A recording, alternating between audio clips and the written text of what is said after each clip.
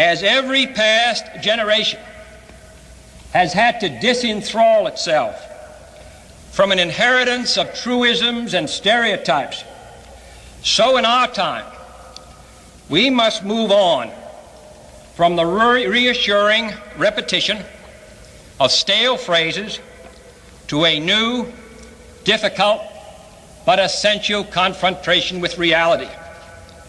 For the great enemy of the truth is very often not the lie, deliberate, contrived, and dishonest, but the myth, persistent, persuasive, and unrealistic. Too often we hold fast to the cliches of our forebears. We subject all facts to a prefabricated set of interpretations.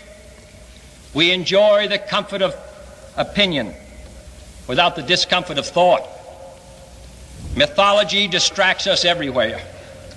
Hi folks, in our search for the Patriot Myth and the importance of understanding the operation of mythology in our understanding of American history, we're finding evidence of people who are pointing us in that direction almost everywhere that we look as we dig down into the history of World War II, the Office of War Information, which is the locus of the creation of the Patriot Myth as we know it and as we've been talking about it, but also in the way that people have acknowledged it after that.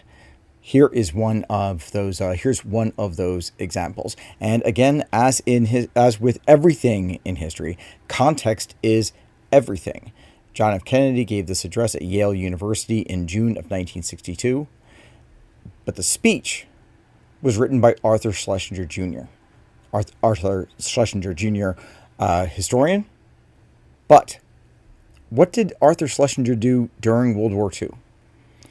He worked as a writer for the Office of War Information, helping to create the Patriot Myth. Now, the battle between the writers and the historians at the Office of War Information is a story that has not yet been told, but one that we're going to tell.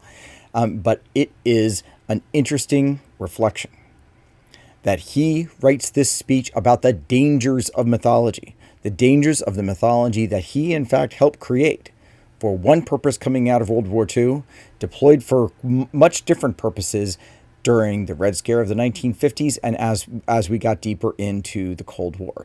But it is fascinating that he is not only key to actually articulating this part of the dangers, but also doing it in front of the man who coined the term Patriot Myth, G.W. Pearson, Yale University professor, who coined it in 1950 in exactly the terms that we talk about.